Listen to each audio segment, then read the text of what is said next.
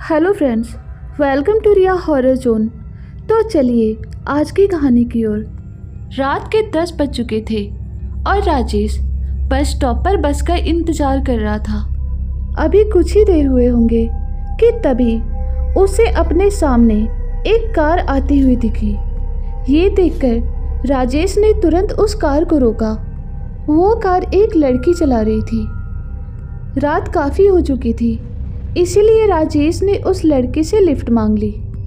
तो उस लड़की ने राजेश को लिफ्ट दे दिया और फिर वो दोनों साथ में सफ़र करने लगे।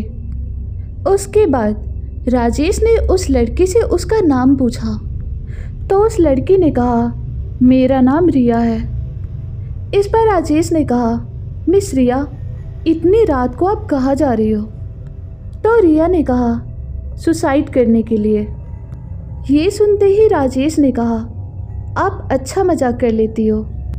तो रिया ने कहा, मैं मजाक नहीं कर रही, मैं सच कह रही हूँ। तो राजेश ने कहा, इतनी खूबसूरत लड़की को मरने की क्या ज़रूरत पड़ गई?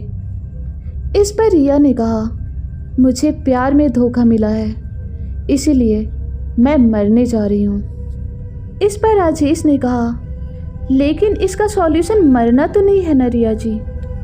राजेश ने आगे कहा, आपको किसने धोखा दिया और आखिर हुआ क्या था? तो रिया ने कहा, मैंने उससे बहुत प्यार किया था और वो भी कहता था कि वो मुझसे बहुत प्यार करता है और हमारा रिलेशनशिप ऐसे ही चल रहा था।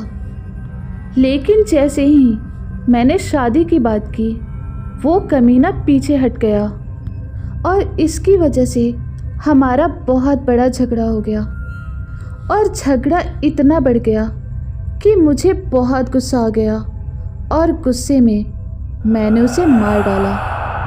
ये सब सुनने के बाद राजेश ने रिया से पूछा, क्या तुम ये सब सच कह रही हो?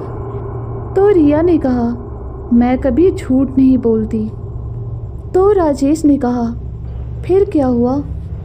तो रिया ने कहा, उसके बाद मैंने उसके शरीर के टुकड़े टुकड़े करके कार की डिक्की में डाल दिया। रिया ने आगे कहा, मैं उसके बिना नहीं जी सकती, इसीलिए अब मैं भी मरने जा रही हूँ। उस कमीने को मैंने कहा था कि वो मेरे सिवा किसी और का नहीं हो सकता, लेकिन उसके मन में कोई और थी, इसलिए आज वो शादी से मुकर गया। ये सब सुनकर राजेश ज़ोर ज़ोर से हंसते हुए रिया का मजाक उड़ाने लगा और उसने कहा, क्या रिया जी, सुबह से आपको और कोई नहीं मिला पकाने के लिए? भला इतनी खूबसूरत लड़की किसी का खून कैसे कर सकती है? ऐसा कहकर राजेश बार बार रिया का मजाक उड़ाया जा रहा था, इसीलिए रिया बहुत ही ज़्यादा इरिटेट हो गई थी।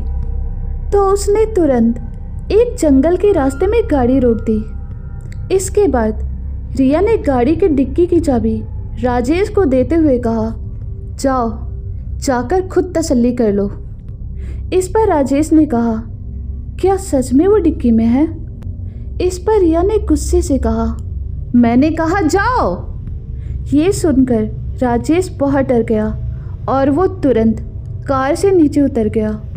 इसके बाद जब उसने डिक्की खोला तो वो देखकर उसकी जान हलक में आ गई, क्योंकि सच में डिक्की में एक लाश थी जो बहुत सारे टुकड़ों में थी।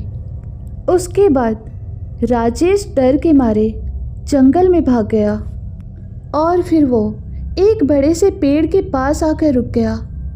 भागते भागते वो इतना ज़्यादा थक गया था कि वो हाँफने लगा था। अभी वो कुछ सोच पाता, लेकिन तभी अचानक से रिया उसके सामने आ गई।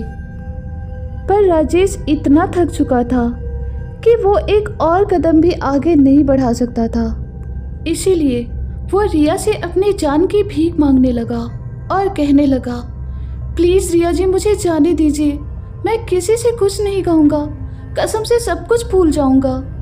इस पर रिया ने कहा, सॉरी राजेश, अब तुम मेरे बारे में जान गए हो, इसलिए मैं कोई रिस्क नहीं ले सकती।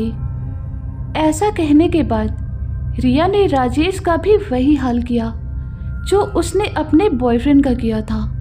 उसके बाद वो अपने रास्ते चली गई।